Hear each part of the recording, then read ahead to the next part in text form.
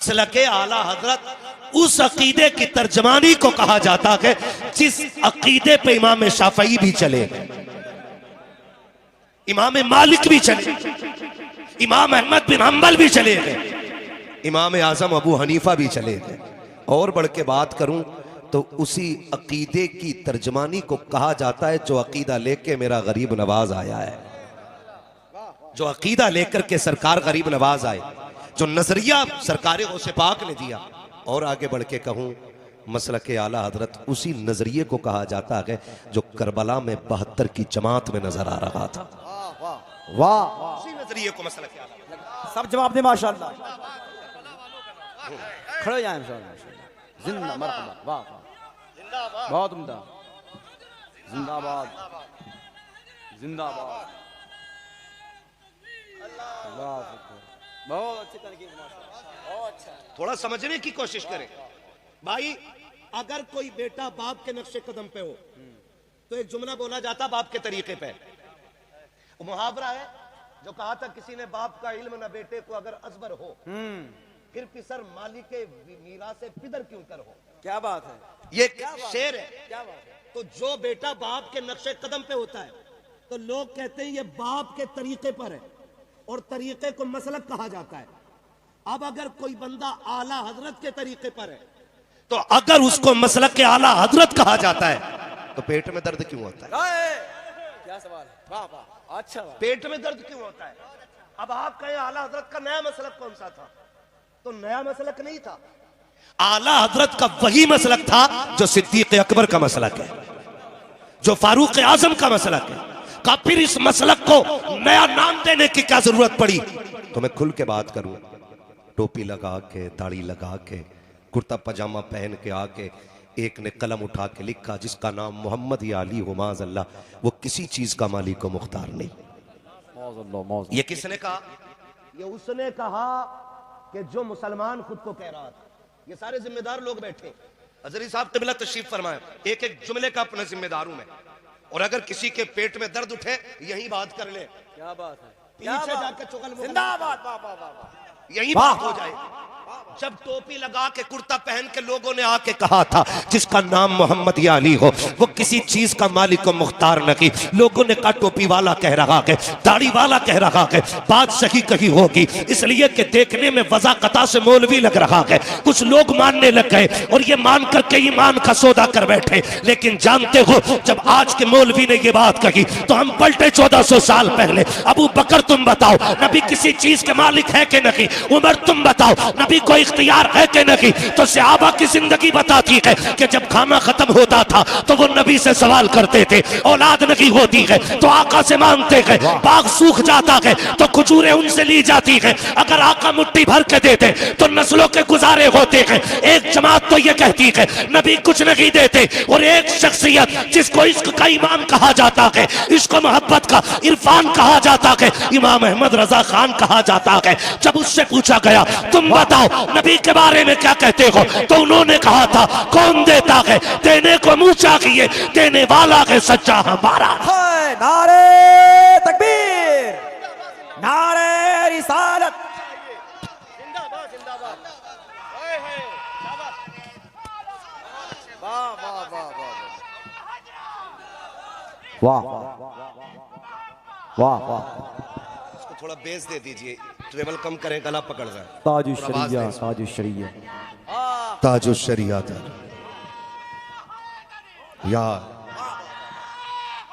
या अली, वाह, जिंदाबाद, वाह वाह। समझने की जरूरत है, खाली गाली देने से काम नहीं चलेगा। क्या बात है, हमारी न्यू जनरेशन ने आला हज़रत को पढ़ाई नहीं है।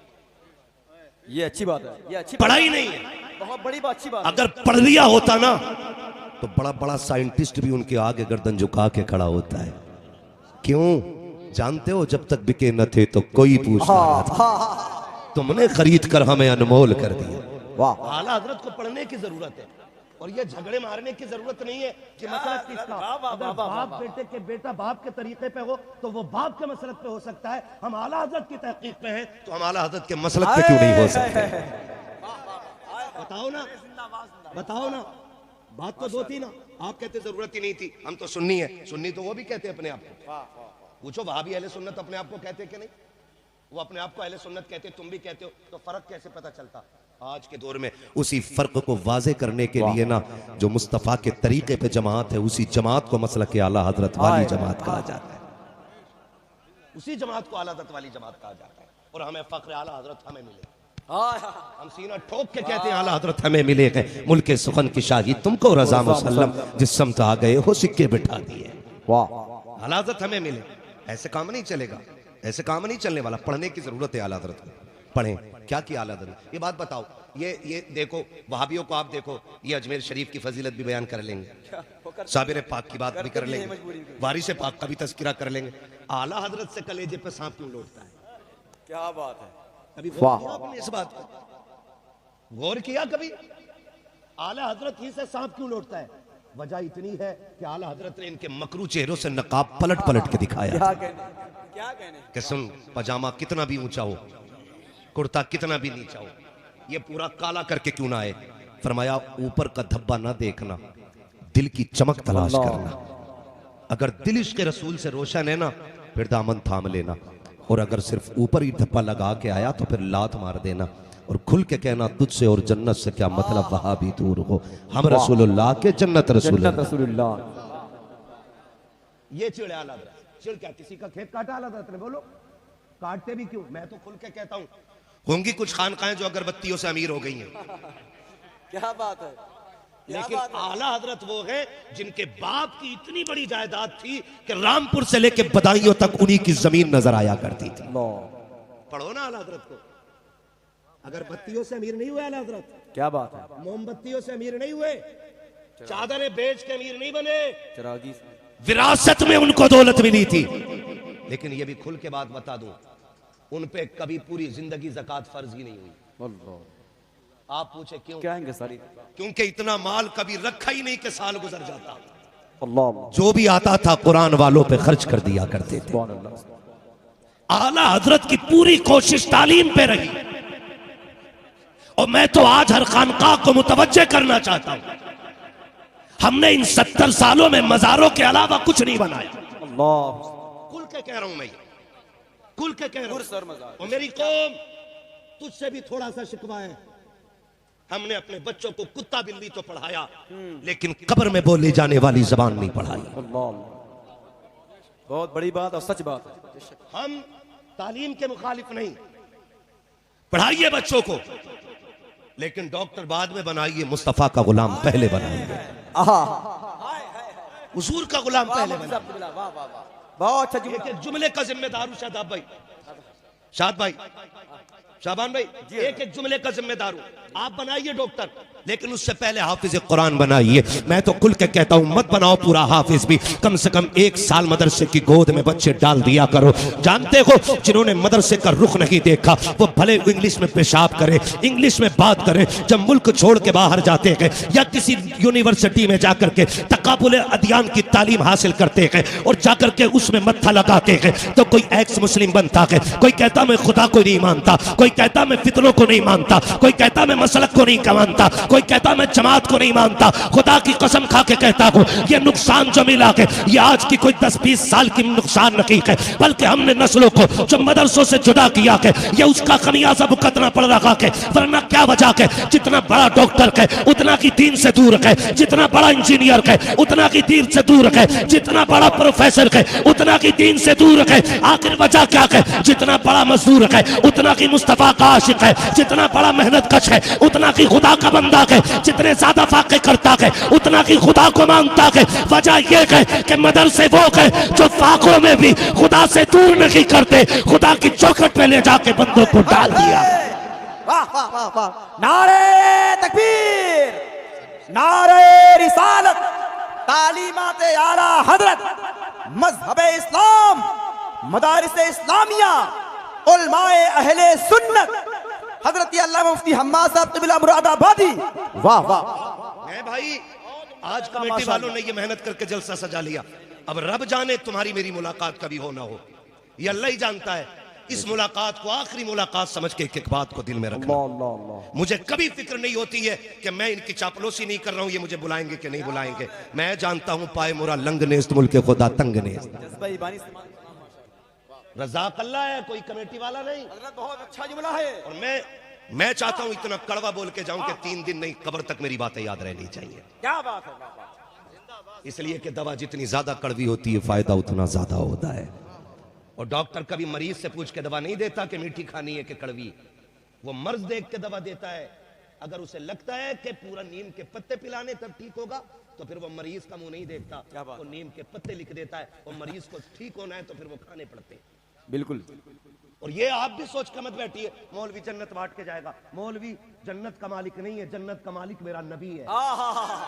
आए हाय हाय हाय। जन्नत उसे मिलेगी जिसे हुजूर चाहेगा, और हुजूर उसे जन्नत देंगे जो हुजूर की तरफ उम्मीद भरी नजरों से देखेगा। वाह। एक सीधी सी बात, मुफ्ती साहब, एक सीधी सी बात अपनी है।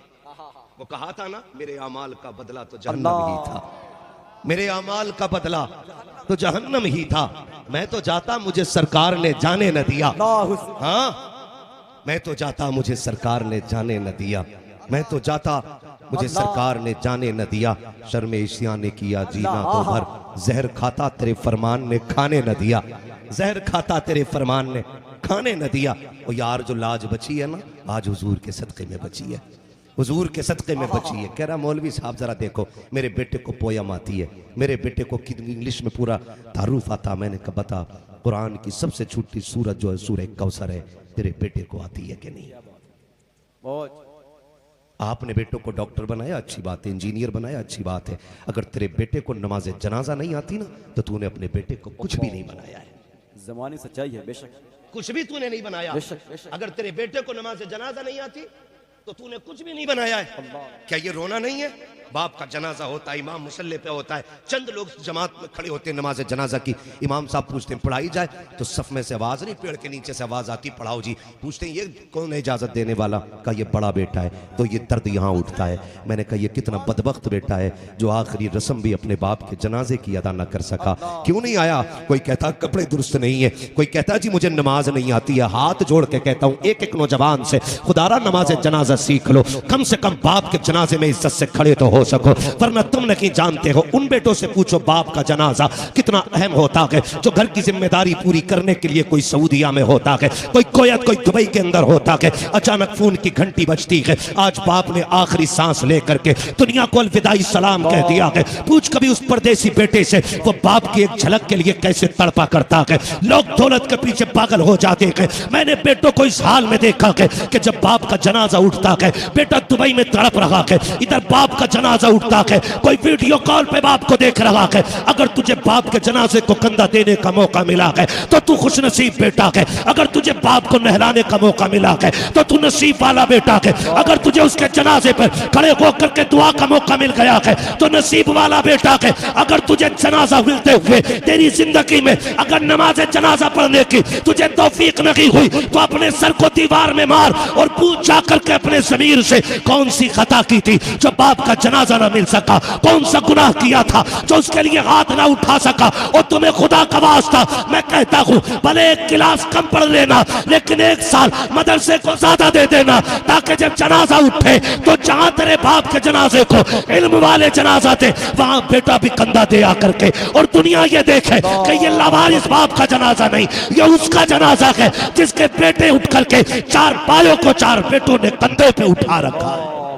अल्लाह अकबर, अल्लाह अकबर। आज हम किस मकाम पे अल्लाह खड़े? अकबर, अल्लाह अकबर, अल्लाह अकबर। आज हम किस मकाम पे खड़े? अल्लाह हुस्मद, तुम अल्लाह नहीं हुस्मद। जानते यार। अल्लाह। पहचानो इस दर्द को, समझो इस चीज को। मरते वक्त आदमी को 3 फिक्रें होती हैं। अल्लाह। कितनी होती है? कितनी? समझ में आ रही तो बोले तो मैं खत्म कर लूं। मुझे पसीना बहाने का शौक नहीं, मैं डॉक्टर की मर्जी के खिलाफ तकरीर कर रहा हूँ। डॉक्टर ने बैंड किया मेरी तकरीर को, कहा आधा घंटा बोलना, वो भी स्लो मोशन में, लेकिन मैं खुल के बोल रहा हूँ। और फिर भी 1 घंटा कम से कम बोलता हूँ। क्यों? सिर्फ एक तमन्ना है, उजाले अपनी यादों के हमारे साथ रहने दो, न जाने किस गली में जिंदगी की शाम हो जाए। अल्लाह। डरना मुझे चाहिए, मुझे डॉक्टर ने मना किया, लेकिन मैं डॉक्टर को बाद में मानता हूं, अपने नबी को पहले मानता हूं, पहले मानता हूं। जो है सारे लोगों की कितनी फिक्र होती है जरा बोले, सब बोले माशाअल्लाह, कितनी जोर से, कितनी? सबकी आवाज आवे। 3 फिक्रें होती हैं। नंबर 1, ये जो मैंने दौलत कमाई है इसका क्या बनेगा। नंबर 2, मेरे बाद मेरी औलाद का क्या होगा। आखिरी सांस तक बाप को औलाद की फिक्र होती है। काश वो जान जाता कि ये बेटा मेरे जनाजे में खड़ा नहीं होगा आज। अगर उसे पता चल जाता ना तो वो इसी दर्द से मर जाता कि मैंने अपने बेटे को दुनिया दी लेकिन इतना न बना सका कि मेरे जनाजे में खड़े होकर के मेरी मगफिरत की दुआ मांग सके। अल्लाह अल्लाह अल्लाह। 2 फिक्रें हो गई। नंबर 1 दौलत का क्या होगा, नंबर 2 मेरे बच्चों का क्या बनेगा। तीसरी फिक्र होती है कब्र जा रहा हूं तैयारी कोई नहीं है। अल्लाह सिर्फ ये 3 फिक्रें बंदे को होती हैं। 3 फिक्रें बंदे को होती हैं। नौजवानों, इन रिश्तों की कदर करो। अल्लाह, सीख लो जनाजे, सीख लो कुरान। हमारे बच्चों को नहीं आता।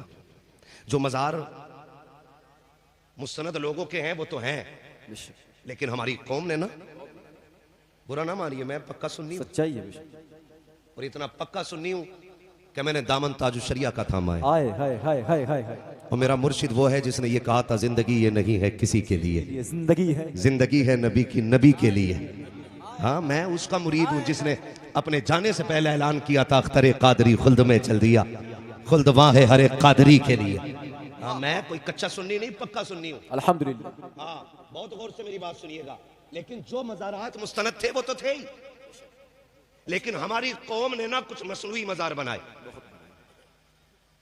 जितना पैसा हमने मज़ारों की गुंबद की चमक में लगाया है ना, अगर यही पैसा कौम के लिए हम स्कूल और मदारिस में लगा देते ना, तो आज इस कौम को ये दिन देखना नहीं पड़ता जहां आज हम खड़े हो गए। बहुत बड़ी बात है, सच्चाई है बेशक। हक है, बहुत हमने क्या दिया कौम को? बहुत अच्छा पैगाम, क्या दिया?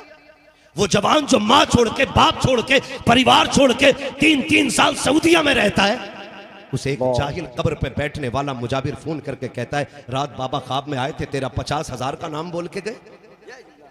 और ऐसे गुमराह करके नौजवानों की कमाई को आग लगाई जाती है। दुख होता है यहाँ, दुख। वो जो ईद बकर ईद के मजे नहीं जानते, जिन्होंने सारी खुशियां परिवार के लिए, उनकी जरूरतें पूरी करने में प्रदेश में लुटा दी, उनका लाखों रुपया आप इस तरह हराम चीजों में बर्बाद कर रहे हो। 50,000 भेजे, बाबा का उर्स आया है, रात खाम में बाबा आए थे, कह के गए थे इरफान को फोन करना, वो 25,000 डाल देगा। अल्लाह, खाम में बाबा आए, किसके खाम में बाबा आए? जिससे पूछो किसका उम्मती है, तो कह रहा नया नया आया हूं, जिसे उम्मती का मतलब नहीं मालूम। हाल है कौम का, क्या बात। वो फोन करके कहता 25 डाल दो। ये मेरी कौम के सीधे साधे नौजवान गए जाकर के 25,000 सबसे बड़ी इबादत समझ के डाल दिया। और उसके बाद नतीजा क्या हुआ का बाबा ने कहा है कि इस बार उर्स में मुकाबला होना है। मुकाबले में क्या बनेगा का, एक डांसर लाई जाएगी, एक टक्कर का कव्वाल लाया जाएगा। मैं पूछना चाहता हूँ, शरीयत किसी के बाप की जागीर नहीं है। तुम्हें मिंबर पे अय्याशी करने का हक किसने दे दिया है? तुम्हें नचनिया बैठा करके कौम के पैसे को आग लगाने का हक किसने दिया है? किसने कहा ये इबादत का हिस्सा है? मैं पूछना चाहता हूं, जब मुकाबले होते हैं, शेरो शायरी होती है, इधर से पैसा उधर से पैसा, चंद अमीर बैठ करके कुर्सियों पर दौलत की नुमाइश करते हैं और ऐसे पैसे को आग लगाते हैं जैसे पैसा नकी कागज का टुकड़े हो। मुझे बता तो सकी, तू जो ये पैसे लुटा रखा है, क्या तेरी कौम में बेवा औरतें नहीं है? क्या मेरी कौम में यतीम बच्चियां नहीं है? मुझे बता तो सकी, क्या सिग्नल पे नकाब पहन करके बच्चियों ने भीख मांगना बंद कर दिया है? मुझे बता तो सकी, क्या बेवाओं ने अपने कपड़े दिखा करके अपने घर के राशन का सवाल करना बंद कर दिया है? अगर ये खत्म हो चुका हो तो आकर तुम्हारा जहां चाहो दौलत को आग लगाओ। अगर तेरे मुआशरे में आज भी गरीब की बेटी इस इंतजार में बैठे बैठे बूढ़ी हो रही है कि काश मेरा भी बाप होता तो कोई दामाद खरीद पाता, काश मेरे सर पे बाप का साया होता, आज मेरे भी हाथ मेहंदी से रंगीन हो गए होते। अगर तुझे लगता है कौम में ऐसी बेटियां मौजूद है तो इन अय्याशों पे पैसा लगाने की बजाय इस पैसे को उठा और किसी यतीम की झोली में डाल दे। अल्लाह की कसम खा के कहता हूं, जब तू ये अमल करेगा मजार वाला भी राजी हो जाएगा, मदीने वाला भी राजी। जिंदाबाद जिंदाबाद। अल्लाह अल्लाह अकबर। बहुत अच्छा पैगाम हजरत, माशाअल्लाह, अल्लाह सलामत रखे। हमने क्या किया? कह रहा जितना पत्थर लगेगा मेरी तरफ से लगेगा, जितनी टाइल्स लगेगी बाबा के मजार में मेरी लगेगी। मैं खुल के बात करता हूँ, अल्लाह के वली वली होते हैं, उन्हें तेरे पत्थर और तेरी टैल से मतलब नहीं। अगर अमल अच्छे हैं तो अल्लाह कब्र को जन्नत की क्यारी बना देगा। चाहे कोई आए या ना आए, उसकी कब्र की मिट्टी से खुशबू के हुल्ले उठेंगे। और अगर अमल अच्छे नहीं है, तू लाख चदरें चढ़ा, तेरी चादर से फर्क पड़ेगा। अल्लाह। हाँ, क्या फर्क पड़ेगा तेरी चादर से भाई, क्या फर्क पड़ेगा। मसला के आला हजरत ये नहीं है 100 चादरें चढ़ा दो।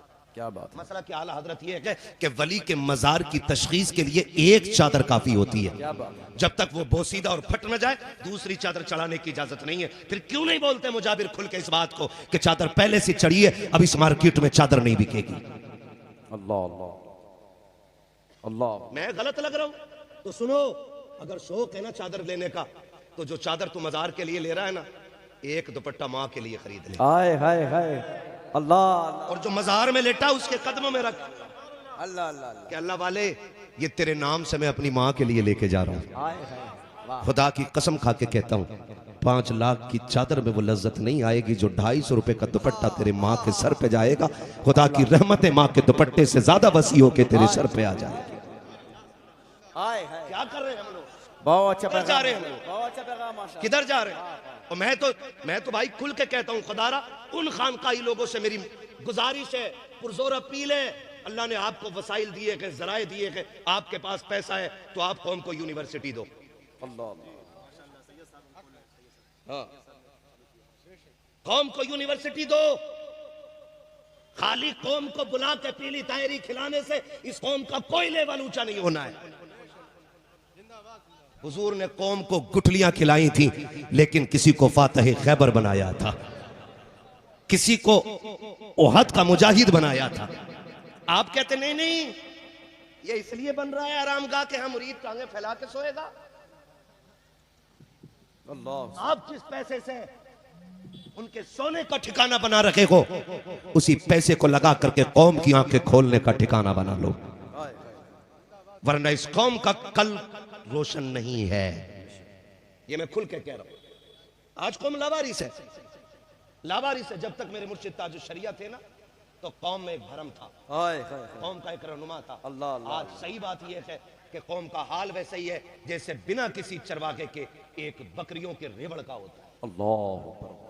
और हम अभी एक दूसरे की टांग खींचने पे लगे, अल्लाह। एक दूसरे पे कीचड़ उछालने पे लगे। अल्लाह। मत उछालो, अपने अपने गिरबान में झांको, हक है। हक। अपने अपने गिरबान में झांको, अपने हिस्से का काम करो। हक है। जब कब्र में पहुंचोगे, तुमसे इनका नहीं पूछा जाएगा, इनसे मेरा नहीं पूछा जाएगा, इनसे इनका पूछा जाएगा, मुझसे मेरा पूछा जाएगा। क्या बात। लेकिन किया क्या हमने सारा पैसा मजारों में लगाया। कौम को एक ऐसा स्कूल ना दे सके जिसमें बेटियों की इज्जत के साथ तालीम हो जाती। अल्लाह। आज आए दिन अखबार नहीं आते, फला स्कूल के बाहर बेटी का नकाब उतरवा दिया गया, फला जगह पर्दा खुलवा दिया गया, फला जगह एग्जाम में इसलिए नहीं बैठने दिया गया क्योंकि वो नकाब में थी। फिर थोड़ी देर अखबार पढ़ते हैं, यार बड़ा बुरा हो रहा है भाई, बड़ा बुरा हो रहा है ये। मैं कहता हूं इतना बुरा ये नहीं कर रहे जितना बुरा तुमने या मैंने इस कौम के साथ किया है। अल्लाह। हमने पास अगर पैसा आया ना, तो सबसे पहले बिल्डिंग बनाई, और बचा तो होटल बना दिया, और बचा तो बिजनेस बढ़ा लिया। लेकिन किसी अमीर को यह तौफीक नहीं हुई कि 2 पैसे लगा कर उनकी तालीम के लिए कोई ठिकाना बना। गलत कह रहा हूं, बातें बर्दाश्त नहीं होंगी मेरी, बहुत कड़वा बोलता हूं, लेकिन अगर अब भी इतना कड़वा नहीं बोला गया तो इस मिंबर का हक अदा नहीं होगा। ये भी बहुत हक ही नहीं अदा। बहुत बड़ी। अब अगर ये कुर्सी है तो यहां ये खुल के बोलना पड़ेगा कि हमारा कल क्या होगा, ये हमें आज तय करना पड़ेगा, ये आज तय करना पड़ेगा मेरे भाई। जो कौम साल में 3 बार चंदा करके 3 करोड़ में मजार चमका सकती है, वो 6 साल चंदा करके कौम को एक बेहतरीन बच्चियों के लिए, एजुकेशन के लिए, उनकी तालीम के लिए एक अच्छा इदारा क्यों नहीं दे सकती? बेशक बेशक। क्यों नहीं दे सकती है बताइए? अगर दे सकती है तो फिर उठो जवानों, उठो और अपनी बस्ती में तलाश करो कि सबसे ज्यादा माइंडेड बच्चा कौन है, सबसे ज़हीन बच्चे का इंतखाब करो, और जो सबसे ज्यादा नंबर उस साल में लेके आया हो अपने रिजल्ट में, आप गांव के लेवल पे एक महफिल मुनाकिद कीजिए, उसके लिए इनाम रखिए। मैं नहीं कहता आप सोने की अंगूठी चांदी क्या हार दो, मैं कहता हूं भले ही 5 रुपए का कलम दो, लेकिन उसकी हौसला अफजाई करो।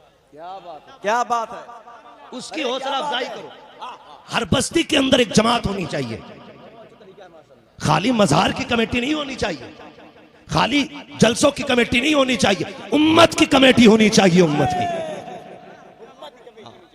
एक एक बच्चे को देखो तालीम में कौन कैसा है, हौसला अफजाई करो। फिर देखो ये आगे बढ़ना चाहता है, अगर जहन अच्छा है, पैसे नहीं, जराए नहीं, वसाइल नहीं है, फिर कौम इकट्ठा होकर के उसको डॉक्टर इंजीनियर बनाए, लेकिन साथ में पहला सबक दे, सुन हम तुझे मिलकर डॉक्टर बना रखे हैं, लेकिन जिस दिन तू MBBS बन जाए या BUMS बन जाए और तू कुर्सी पे बैठे पैसा कमाने के लिए, हम 6 दिन तुझसे कुछ नहीं मांगते हैं। एक दिन के लिए सवाल होगा कि हफ्ते में एक दिन मुकर्रर करना जिसमें उम्मत के गरीब बीमारों को मुस्तफा के नाम पे तुझे फ्री दवा देनी है। खुदा की कसम खा के कहता हूँ, जब कुर्सी पे बैठेगा दवा में शिफा हो न हो, मुस्तफा के नाम से अल्लाह शिफा अता फरमाना।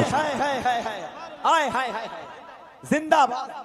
बनाओ बच्चों को। नारे तकबीर, नारे रिसालत, पैगाम इस्लाम, मजहब इस्लाम, रसूल मदनी कॉन्फ्रेंस हजरत अल्लामा मुफ्ती हम्माद साहब क़िबला मुरादाबादी।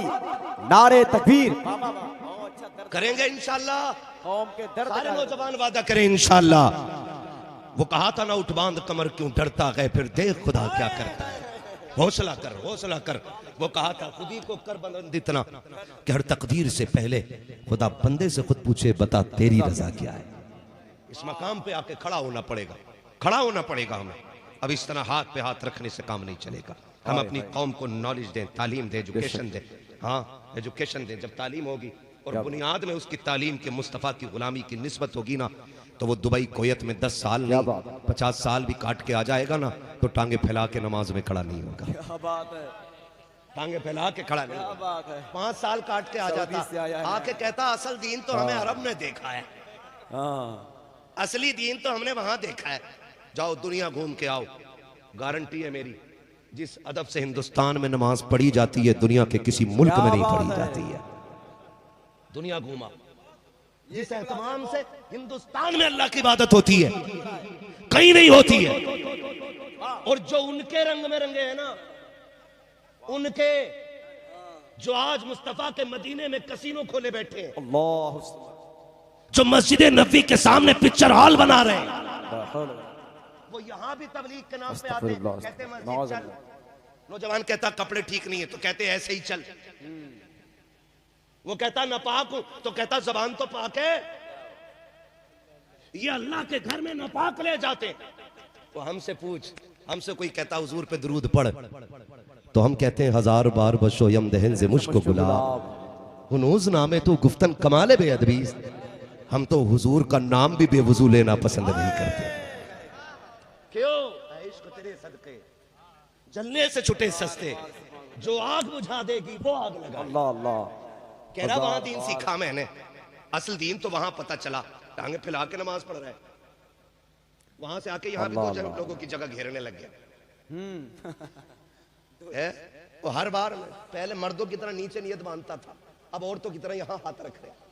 मैंने गया था तो मर्द था, ये क्या बन के लौटा है वहां से, अल्लाह ही जाने। हाथ यहाँ से यहाँ पहुंच गए। भाई हमारे यहाँ मर्द तो ऐसे ही बांधते हैं ना यार, ये ऐसे कर रहा है हर बार में। इसकी लाइट भाग जाए।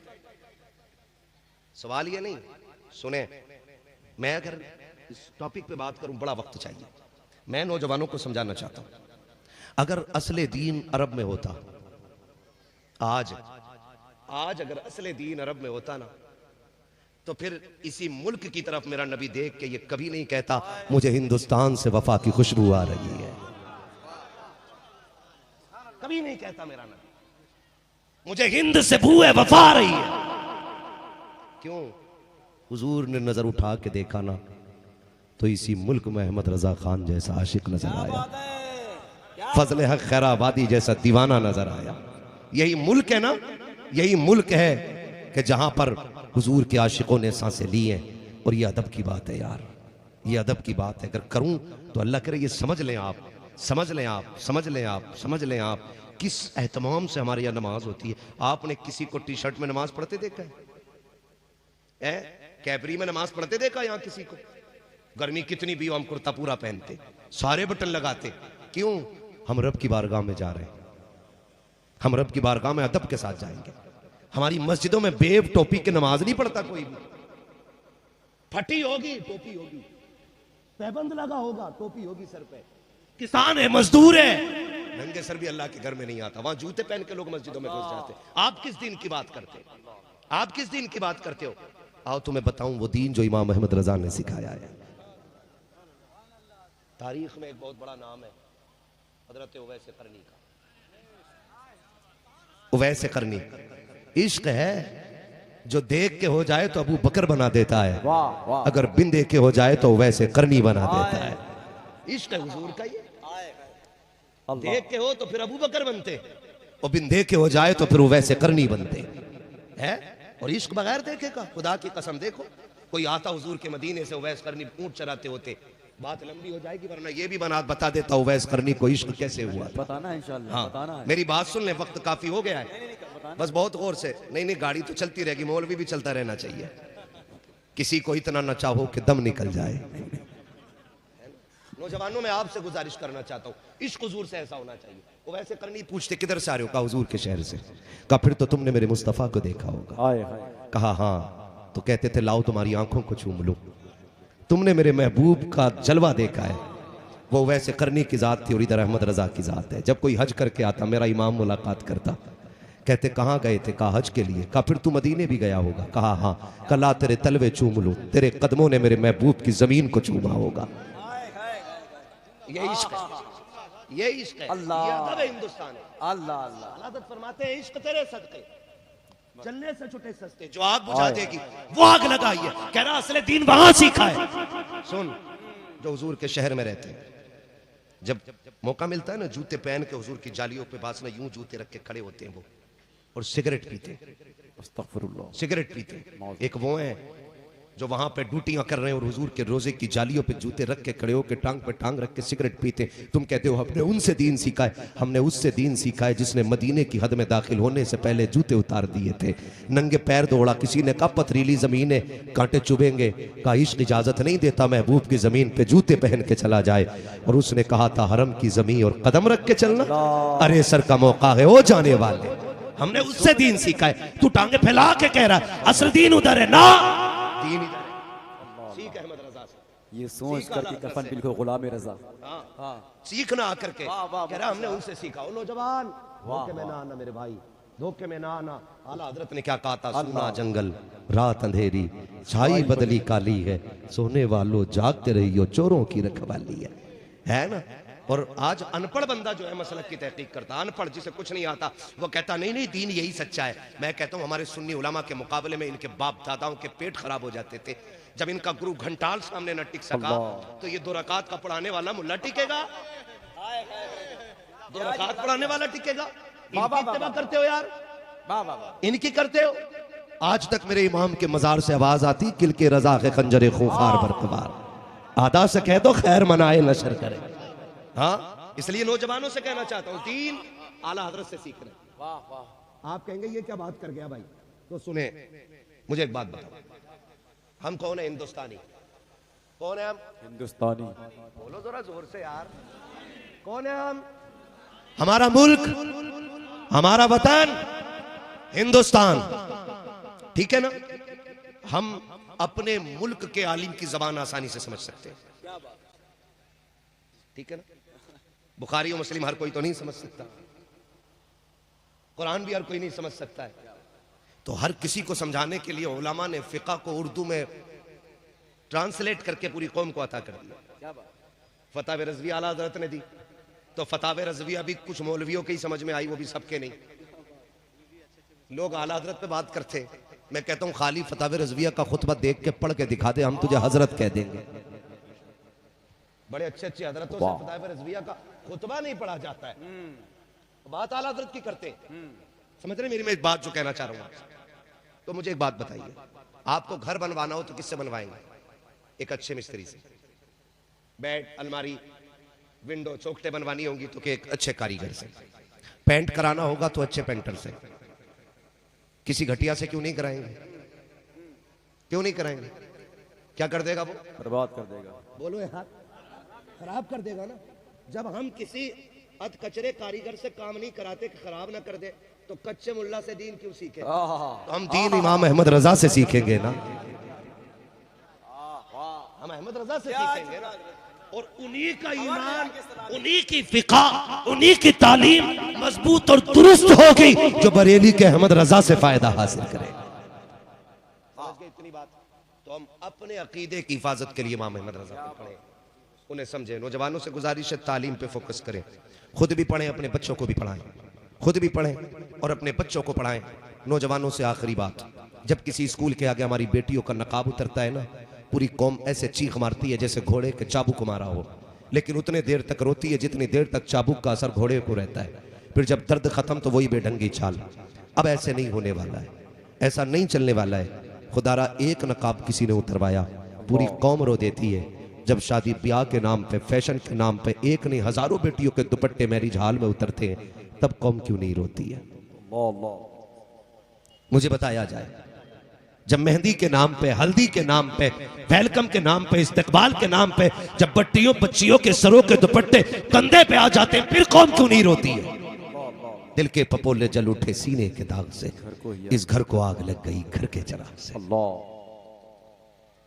हमें वहां भी रोना था, हमें वहां भी एहसास होना था। आज मेरी बेटी का दुपट्टा क्यों उतरा? फिर अपनी कमाई पे फिक्र कर।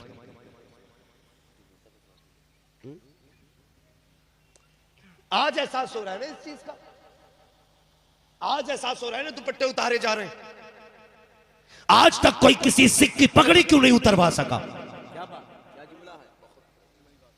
बताओ, फौज में गए तो पगड़ी कंपलसरी है, गाड़ी पे है तो हेलमेट से ज्यादा पगड़ी कंपलसरी है। क्यों? क्योंकि उसने अपनी मजहबी शनाख्त बचा के रखी है। तो दुनिया को मानना पड़ा कि सिख का गला काटा जा सकता है, पगड़ी नहीं उतारी जा सकती।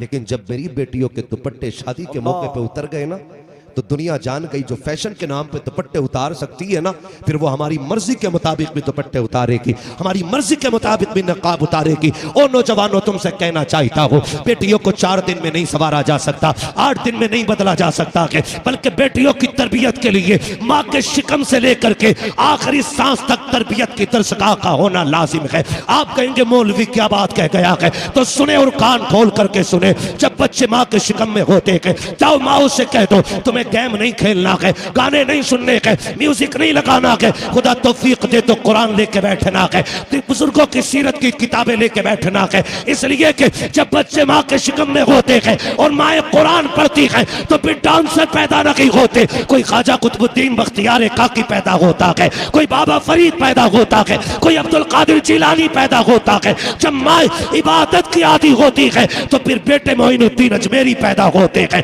तुम्हें क्या लगता है ये जो करबला में नेज़े पे कुरान पढ़ा गया था, ये सिर्फ 4 दिन की करामत थी, ये सिर्फ 2 दिन की मेहनत थी? नहीं, खुदा की कसम, इस तिलावत के पीछे सैयदा कायनात की मेहनत थी। याद रखिए, जब माए दूध कुरान पढ़ के पिलाती है तो बेटे नेज़ों पे चल के उम्मत को कुरान सुनाया करते।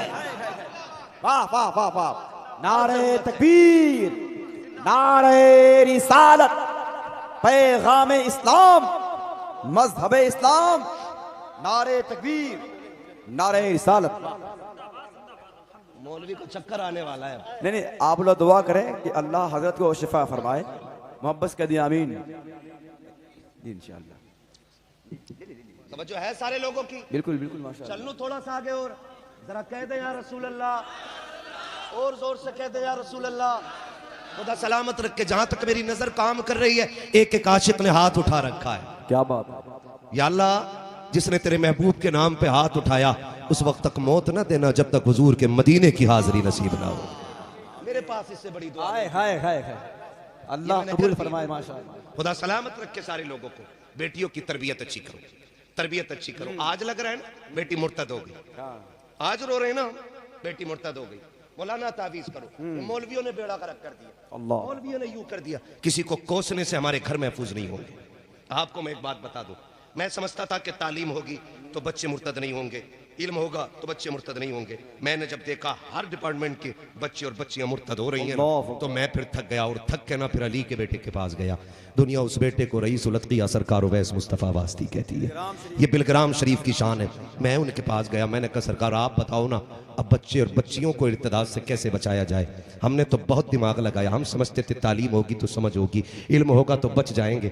एक ही बात अली के बेटे ने कही थी, सुनो, का मौलाना दीवारें जिस चीज़ की चाहो ऊंची कर लो, सीमेंट की हो या इल्म की हो, सिर्फ इन दीवारों से बच्चियां नहीं बचेंगी। मैंने कहा फिर?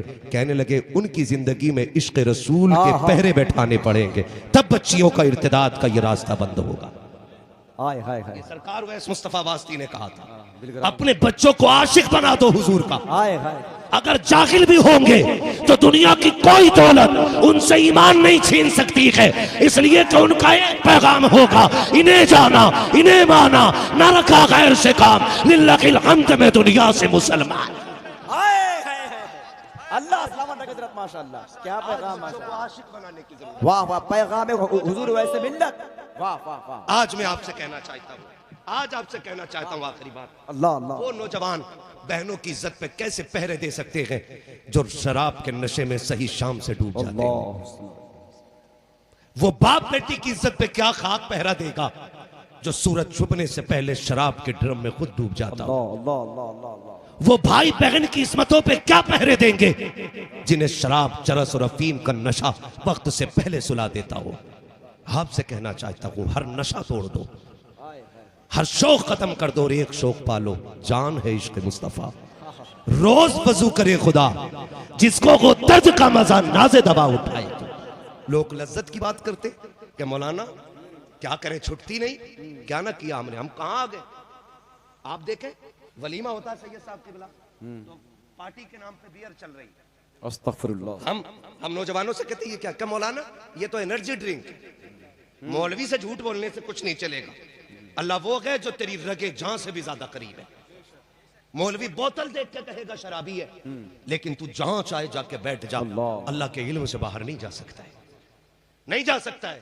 वो कहा था ना किसी ने, पीने दे बैठ मस्जिद में मुझको बैठ के शराब, या फिर वो जगह बता के जहां पर खुदा ना हो, है ना, या फिर वो जगह बता के जहां पर खुदा ना हो, या वो जगह बता के जहां पर खुदा ना हो। मौलवी को धोखा दे रहे हैं ना, मौलवी बियर है, ये शराब नहीं है, इसमें तो खाली एनर्जी आती है। एनर्जी, जिस नाम से तुम शराब को पियो, हर नशावर चीज अल्लाह ने हराम कर दी है। हमारी कौम के नौजवान शराबों में डूब गए, बहनें रातें कहां गुजार रही हैं, कौन बताएगा करके। सुनो नौजवानों, कह के जाना चाहता हूं, एक नशे का आदी बंदा शराबी ना अच्छा बाप बन सकता है, ना अच्छा भाई बन सकता है, ना अच्छा शोहर बन सकता है, और ना अच्छा बेटा बन सकता है, और ना अच्छा रिश्तेदार बन सकता है। बहुत बड़ी बात है, बेशक, बस इतना याद है। बेशक, जिसे ये लत लग गई, दुनिया में इतनी रुसवाई होगी कि उसे कोई मुंह लगाने तैयार नहीं। आखिरत के अजाब की मैं क्या बात करूं, मैं तो एक झलक की बात बस रख दूं। फरमाया जब शराबी बिना तौबा किए मर जाएगा ना, और कब्र में उठेगा तो प्यास इतनी होगी कि उसकी जबान प्यास से लटक आएगी, यहाँ तक लटक आएगी, लतश लतश कहेगा, प्यास प्यास प्यास। फरमाया गया उसकी चीख सुनने के बाद रब के हुक्म से जहन्नम के बिच्छुओं के डंक का जहर खोलता हुआ प्याले में लाया जाएगा, और फरमाया गया इतना गर्म होगा वो, इतनी हीट होगी उसके अंदर कि इसकी प्यास की शिद्दत देखें और फिर उसकी हीट देखें। कहते हैं कि इतनी हीट होगी कि इतना गर्म होगा, जब ये हाथ में लेगा ना तो उसकी तपिश से ये होठ पिघल के नाफ तक आ जाएगा और ये जल के सुगड़ के माथे तक चला जाएगा। फरमाया गया जहर होगा बिच्छू का, और इतना खतरनाक होगा कि ये प्यासा इतना होगा कि उसको भी होठों से लगा के पिएगा, होठ जल के ऊपर नीचे लटक जाएंगे, लेकिन जब ये पिएगा ऐसे टुकड़े जिस्म के कट कट के निकलेंगे कि दुनिया में किसी ने ऐसी मुसीबत नहीं देखी होगी। नौजवानों, हाथ जोड़ के कहता हूं, अगर किसी को लत लग गई हो, अल्लाह बड़ा करीम है। मैं हाथ नहीं उठवाऊंगा, मैं चेहरे नहीं दिखवाऊंगा, मैं नहीं कहूंगा खड़े होके बंदा आज कह जाए, मैं तौबा करता हूं, मैं कहता हूं रब इतना करीम है, यही बैठे बैठे गर्दन झुका लो, अपने रब को हाजिर और नाजिर जानो, सिर्फ दिल में इतना कहते मालिक तू करीम है, खता हो गई है, बख्श दे मौला, आज के बाद ये गुनाह नहीं करूंगा। खुदा की कसम वो इतना करीम है, वो यहां भी पर्दे डाल देगा, वहां भी पर्दे डाल देगा। अल्लाह, उसके करम को जानो, उसके करम को जानो, अय्याशियां तबाह कर देंगी तुम्हें। जिस्म फरोशी के धंधे तुम्हें बर्बाद कर देंगे, बर्बाद कर देंगे, कुछ नहीं बचेगा तुम्हारे पास। अल्लाह अल्लाह अल्लाह, कुछ नहीं बचेगा। अल्लाह जानते हो 313,000 रुपए गालिब क्यों आए थे? क्या बात है। बातर ने 22,000 की नींद क्यों उड़ाई थी? एक मोहम्मद बिन कासिम समंदरों का सीना चीर के क्यों आ गया था? अल्लाह अल्लाह। जानते हो एक गरीब नवाज ने 90 लाख को कलमा क्यों पढ़ा दिया था? वजह यह थी कि उनकी नजरों पे मुस्तफा ने हया के पहरे बैठा दिए थे। अल्लाह अल्लाह। और जब नजरों से हया के पहरे उठ जाते हैं ना, फिर बंदा किसी काम का नहीं रहता। मैं इससे खुल के आपसे बात नहीं कह सकता, क्योंकि मिंबर के भी अपने आदाब होते हैं। खुदारा इन नजरों को हया वाली बना लो, आमीन। और इन नजरों में सिर्फ हुजूर का ख्वाब रखो। बेशक। और यही रात को कहा कि सोया करूं मैं सो जाऊं या मुस्तफा कहते कहते, खुले आंख सल्ले अला कहते कहते, यही सोच के सोया करो। सुना के आप हर आशिक के घर तशरीफ लाते हैं। मेरे घर में भी हो जाए चरागा, मेरे घर में भी हो जाए सल्लल्लाहु अलैहि वसल्लम। या रसूल अल्लाह। नौजवानों से गुजारिश है, अगर खता हो गई है ना, फिर माफी मांग लो। अल्लाह बड़ा करीम है। आज ना किसी ने हजरत बहलूल दाना को देखा कि वो बाजार में बैठे, और काम बहलूल तुम एक मजजूब आदमी हो, तुम्हारा मार्केट में क्या काम, क्या करने आए बाजार में? कहने लगे क्या करने आया, बस यहां सुलह कराने बैठा हूं। कहा किसकी? कहा रब की और बंदों की सुलह कराने बैठा हूं। कहा क्या मतलब? कहा कि आज रब कह रहा है मैं राजी हूं, तुम मान जाओ। कहा आज रब मान गया है, ये नहीं मान रहे। फिर किसी ने देखा वही कब्रिस्तान में बैठे। कहा आप क्या कर रहे हो? कहा यहां भी सुलह करा रहा हूं। कहा क्या मतलब? कहा बाजार में बंदे नहीं मान रहे थे, आज कब्रिस्तान में रब नहीं मान रहा है। अल्लाह। आज ले उनकी पनाह, आज मदद मांग उनसे, कल न मानेंगे क़यामत में अगर मान गया। आज वक्त है जवानों, अल्लाह से तौबा कर लो, राजी कर लो उसे, वो बड़ा करीम है। कितना करीम है तुम जानते हो? हजरत उमर फारूक आज़म का दौरे खिलाफत है। मिसाल देने के लिए समझा रहा हूँ, लगभग सभी को मालूम होगा। एक बंदा शराब की बोतलें बगल में दवाई चला रहा है। हजरत उमर को देखा, आका फरमाते जिस गली से मेरा उमर गुजरता है, शैतान उस गली को छोड़ के गुजर जाया करता है ना? मैं समझ में नहीं, मैं नहीं समझ पाता जो हुजूर की औलाद का नाम लेकर के कौम को फितने में डालते हैं सिर्फ, और जो कहते हैं जी जिसके हाथ में अहले बैत है बाकी उन्हें किसी की जरूरत नहीं। मेरे नबी ने कहा लोगो जब भी तुम अल्लाह के नेक बंदों का जिक्र करो ना, तो फिर मेरे उमर की बातें जरूर करना। ये मेरे नबी ने कहा था, मेरे उमर की बातें जरूर करना। वक्त होता तो फिर मैं इस पे बात करूंगा। हाँ भाई, मैं कह रहा हूँ हुजूर कहते हैं कि मेरे उमर का भी तस्करा जरूर करना। नौजवान बैठे हुए, अल्लाह करे ये बात मेरी आपके दिल में उतर जाए। अंदाज़े बयां मेरा बहुत शौक नहीं है, शायद कि उतर जाए तेरे दिल में मेरी बात। अपने रब को पहचानो आप। वो चादर में ना शराब की बोतलें। हजरत उमर को देखा, एक बार कदम रुक गए, कब पकड़े गए, आज मारे जाएंगे। उमर खाल उधेड़ देंगे, बगल में दबा के आ रहा, कह रहा अल्लाह आज बचा ले, आज बचा ले मालिक, फिर कभी नहीं पीनी है, फिर कभी नहीं पीनी है मालिक, आज बचा ले, फिर कभी नहीं पीनी है। ये सोचते सोचते हजरत उमर के पास, हजरत उमर समझ गए थे, अरे जो आदि दुनिया का बादशाह हो वो कोई ऐसे ही वैसा नहीं होगा ना। समझ गए चादर के अंदर क्या है और चादर के बाहर क्या है, सब जान गए। फरमाने लगे क्या है तेरी बगल में? कांप गया। आपने झटका दिया ना, क्या है? उसके मुंह से निकला दूध है जी। बोतल गिरी तो फिर दूध था। जब दूध था तो बजाय इसके के दूध के गम में ये रोता, हजरत उमर रो दिए। उसने कहा उमर आप क्यों रोए? कहा मैं इसलिए रो दिया कि तूने कुछ देर पहले अपने रब को आवाज दी, उसने तेरी शराब को दूध में बदल दिया। काश हर दिन उस रब को ऐसी आवाजें देता, बता तुझे कहां पहुंचा देता। हम तो माइल व कर्म है, कोई साइल ही नहीं। राह दिखलाएं किसे राह रवे, मंजिल ही नहीं यार। पहचानो अपने रब को, आवाज दे के देखो वो कितना करीम है। नौजवानों, खता हो जाती है इंसान है, खता ना हो तो फिर आदम के बंदे कैसे हैं। खता वालों के लिए तो उसने बख्शिश का दरवाजा खोला है, वो खताकारों के लिए ही तो करीम है ना। अगर गुनाह हो गए हैं तो वो ये तो नहीं कहता कि तूने 20 साल नाफरमानी में गुजारे हैं, अब तुझे 20 साल रोना पड़ेगा। 40 साल गुनाहों में गुजारे हैं, अब 40 साल रोना पड़ेगा। वो तो इतना करीम है, कहता चल 60 साल हो गए हैं गुनाह करते हुए, अब तेरी कमर भी काम नहीं करती, तेरे पैर भी कांप गए हैं, अब होठों से बात भी नहीं बनती है। चला जा, जब दुनिया सोती हो मुसल्ले पे आ जा, कुछ ना के तू रो के दिखा दे, मैं तुझे माफ करके दिखा दूं। वाह वाह वाह वाह, सुभान अल्लाह। रो के दिखा दे, मैं तुझे माफ करके दिखा दूंगा। वो तो ये कहता चल रोना भी नहीं आता, रोने वाला मुंह ही बना ले, मुंह ही बना ले उसके रोने जैसा। नौजवानों, राजी करो रब को, राजी करो रब को, और ऐसा राजी करो कि हमारी सुबह भी रब के नाम से हो और हमारी शाम भी रब के नाम से हो। उस करीम रब को पहचानो जो किरामन कातबीन ये कंधे पे बैठे ना, इनके लिए उसने उसूल बना रखा है। इनके लिए उसूल ये बनाया, सुनो जब मेरा बंदा गुनाह का इरादा करे ना, कलम मत चलाना जब तक वो गुनाह कर ना दे। अल्लाह समद अल्लाह। मैंने तो यहां तक पढ़ा भी है कि बंदा गुनाह कर लेता है तो अल्लाह फरमाता अभी ना लिखना,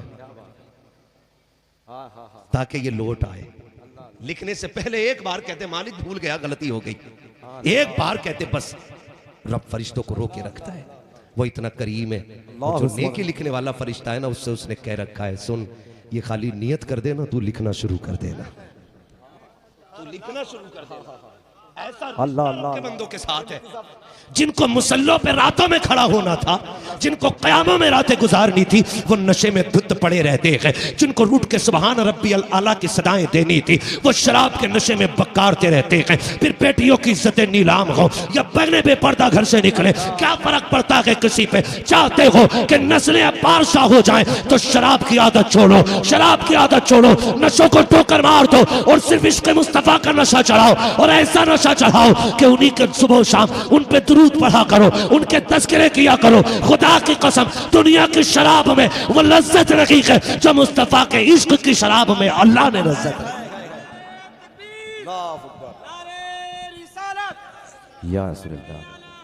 सलामत रहिए, अल्लाह सलामत रखे, अल्लाह सलामत रखे इंशाअल्लाह। इंशाअल्लाह हाथ उठा के ऐद करें, इंशाअल्लाह रब को राजी करेंगे। इंशाअल्लाह इंशाअल्लाह। अल्लाह सलामत रखे, अल्लाह हम सब के उठे हाथों की लाज रख ले।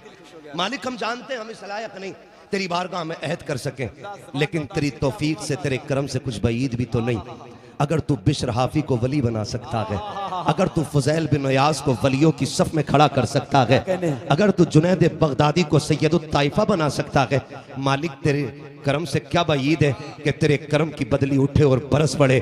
यहाँ कितने लोग ऐसे हो जो अब तक गुनाहों में वक्त काटते थे, अब रातों पे मुसल्ले पे खड़े होकर अपने रब को रोके दिखाना शुरू कर दे। बस ये सब तेरी तौफीक से है। हम जानते हैं वही पलटेगा जिसे रब तौफीक देगा, वही आएगा जिसे रब का करम बुलाएगा। आवाज आती हम तो माइल ब करम है, कोई साइल ही नहीं, राह दिखलाएं किसे रह रवे मंजिल ही नहीं। ओ लोगो अपने रिश्ते रब से मजबूत कर लो, शराब छोड़ो, बेपर्दगी छोड़ो, अय्याशी छोड़ो, नमाजों के आदी बनो, मस्जिदों को आबाद करो, अपने घरों की हिफाजत करो। और अब मज़ारों की टाइल से ज़्यादा ज़रूरी है अपने बच्चों की तालीम के लिए, एजुकेशन के लिए अपने मजबूत इदारे बनाओ। ऐसे इदारे हो जिसमें पढ़ने वाली भी बेटी हो और पढ़ाने वाली भी बेटी हो, जिसमें पढ़ने वाली भी बाहया हो और पढ़ाने वाली भी बाहया हो, जहाँ पे बेगैरती का कोई पाठ न पढ़ाया जाता हो। ऐसी तालीम के इदारे कायम करो ताकि हमारी गोद में पलने वाली बच्चियाँ डांसर न बने और महफिलों की शमा न बने, बल्कि गोद हमारी हो, आने वाली बेटी खातून जन्नत के दर की कनीज होनी चाहिए। करेंगे इंशाअल्लाह। अल्लाह आपके ज़बान में तासीर दे माशाअल्लाह, क्या समय बांधा आपने। तालीम पे गौर करें। और मेरे वो भाई जो बाहर रहते हैं, दुबई, कोयत, मुंबई, घर से बाहर प्रदेश में कमाते हैं, उनके घर वालों से गुजारिश करके जाऊंगा। मेरे पास बहुत सारे मैसेजेस रहते हैं कि इस बात पे भी गौर कर लें ज़रा। मैं कह के जाऊंगा जो आपके लिए घर छोड़ के प्रदेश में पड़ा है ना, तो उसके हक के साथ ना इंसाफ़ी न करना। हाँ, उसके हक के साथ ना इंसाफ़ी नहीं करना। मैं कई नौजवानों को जानता हूँ जो 10 साल बाद सऊदी से लौटे और आने के बाद फिर उन्होंने 2000-4000 लगा के परचूनी की दुकान रखी। जबकि उनसे पूछो कितना कमाया, का हर महीने 60,000 भेजते थे। ये तो 60,000 भेजता था जिसने माँ की जुदाई, बेटी की जुदाई, बहन की जुदाई, परिवार की दूरी जिसने बर्दाश्त की। उसके लिए आपने क्या किया? हम उसकी कमाई पे ना कलफ लगे कपड़े पहन के घूमते हैं। आप लाजिम है कि वो परदेसी बेटा जिसने ज़िंदगी आपके लिए लगा दी ना, जब वो पलट के आए तो उसका बैकअप इतना अच्छा आपको देना है कि ताकि उसे अपने 10 साल की जुदाई का एहसास ना हो। वो आपको देख के कहे आपने मेरे साथ इंसाफ किया है। वरना याद रखना, ना दुनिया में भाई को जवाब दे पाओगे, ना क़यामत में अपने रब को जवाब दे पाओगे। इंसाफ करना है हमें सबके साथ। और जो परदेश में उसके बच्चों की आला तालीम का आप इंतज़ाम रखें। अल्लाह ताला वो भाई हमारे जो परदेश में है, अल्लाह उनकी जानों की हिफाजत फरमा और उनके माल में बरकत अता फरमा। जो बाप की जिम्मेदारी निभाते निभाते परदेश में बूढ़े हो गए, अल्लाह उन बेटों को उनकी उम्रों में बरकत अता फरमा। और जब वो दुनिया से जाएं अपने करम से उनकी कब्र को जन्नत की क्यारी बनाना। बस जो हुए गलत उनको माफ़ फरमाए। हजरत बोले इंशाअल्लाह आज इतनी दुआएं मिलेंगी ना, इंशाअल्लाह आपको शिफा मिल जाएगा इंशाअल्लाह ताला। हाफिज साहब कह रहे हैं ये हुसैनी यंग कमेटी हजरत बहुत चाह रही कि आप खुदा सलामत रखे आप लोगों को। तो आप लोग भी दुआ कीजिए हजरत को अल्लाह शिफा अता फरमाए। हाफिज साहब कह रहे हैं हुजूर का शजरा पढ़ लो। मैंने आप पे प्रेशर नहीं किया, ना इधर वाले बंदों पे किया, ना इधर वाले बंदों पे किया, ना सामने वाले पे। जिसकी मर्जी आई बोला सुभान अल्लाह, जिसके नहीं आई नहीं बोला। और मैं इसलिए भी नहीं कहता हूँ सुभान अल्लाह के लिए प्रेशर, इसलिए नहीं कहता हूँ क्योंकि इसका ताल्लुक इश्क से होता है। दिल जितना जिंदा होता है सुभान अल्लाह उतना जिंदा दिल से बंदा कहता है, इसलिए मैंने प्रेशर